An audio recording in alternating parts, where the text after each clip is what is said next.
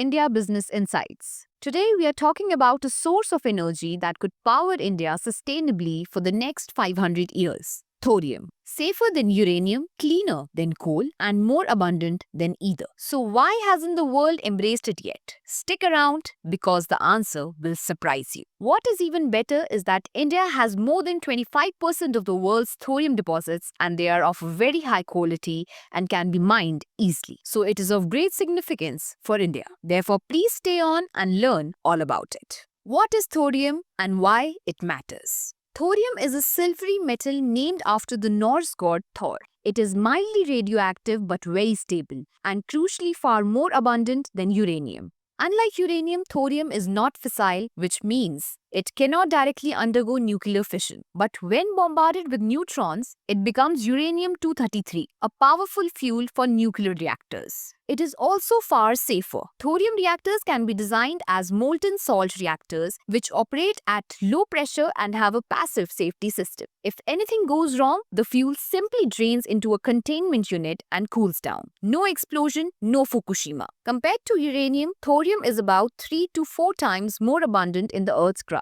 It is slightly radioactive, but it is stable enough to be handled safely with minimal shielding. India's unique 3-stage nuclear program. India is one of the few countries that bet early on thorium. Why? Because it has only modest uranium reserves, but about 25% of the world's thorium. India's visionary 3-stage nuclear program reflects this. Stage 1. Pressurized Heavy Water Reactors, PHWRs. Using natural uranium, fast breeder reactors, FBRs, generating plutonium and U-233. Stage 3, advanced heavy water reactors, AHWRs, using thorium plus U-233. This third stage, the thorium dream, is what could make India self-sufficient in nuclear energy for the next several centuries. Global thorium deposits. India is not alone in thorium reserves. Brazil, Turkey, and China also have sizable deposits. But India leads with about 33% of known global reserves. Most of these are found in monazite sands in Kerala, Odisha, and Tamil Nadu. If commercialized, this could transform India from an energy importer to an energy exporter.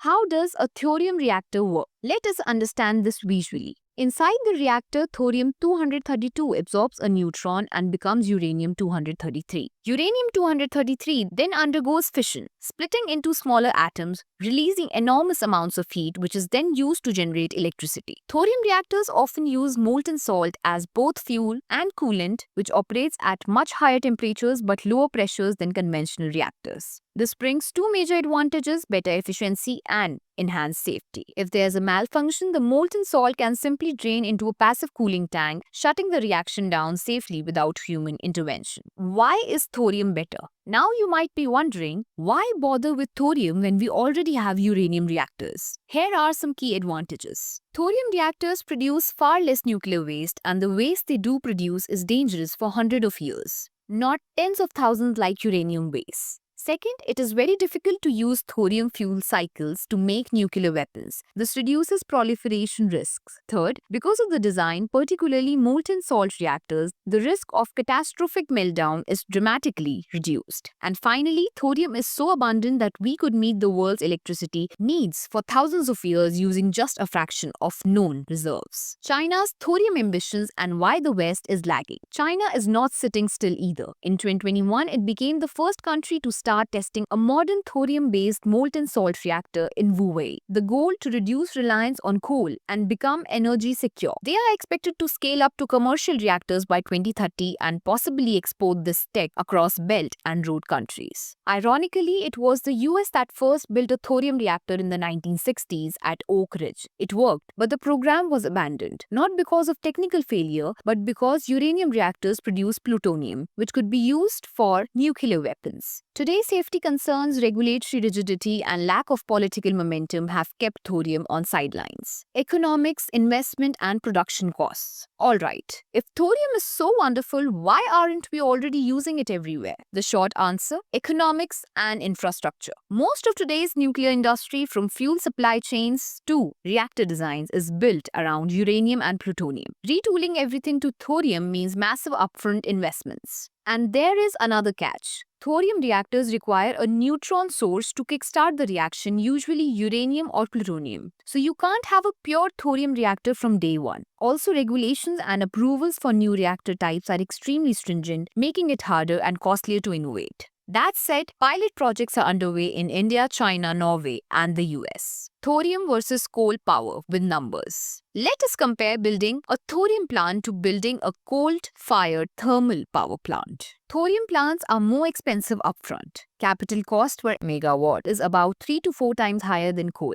but operation costs are much lower, especially since there is no fuel mining or emissions treatment needed. And importantly, the fuel. Thorium is available in abundance domestically for countries like India, cutting energy imports drastically. Can thorium reactors' capital costs come down? Yes, very likely. Just like solar panel cost for thorium reactors can come down sharply with, the cost of generating solar power was about 5 to 10 times higher as recently as 20 years ago. So it can come down sharply over the years with commercialization of designs, mass production of reactor components, learning curve effects, larger size reactors up to 500 megawatts or more. Over the next 2 decades, with research and scaling, thorium reactors could potentially produce power at the same cost or even lower than coal and uranium reactors. NTPC's thorium push. India's NTPC has now partnered with the Atomic Energy Commission to explore commercial thorium reactors. Pilot-scale AHWRs are expected to be operational by the 2030s. NTPC aims to build a scalable template for deployment across high-energy demand states like Maharashtra, Tamil Nadu, and Gujarat. Here's the catch. Thorium reactors are expensive to build. Capex per megawatt is over $13 million compared to just $1 million for coal. But over time, the story flips. Because there is no coal to mine, no carbon penalties, and fewer moving parts. The levelized cost of electricity (LCOE) from thorium becomes cheaper after about 40 years of operation. In the long run, thorium is more cost-effective and far less damaging to the planet. Private sector participation and treaties. Currently, private players cannot run nuclear plants in India due to strict regulatory norms. But this may change. With clean energy gaining urgency, public-private partnerships could accelerate R&D and reactor deployment.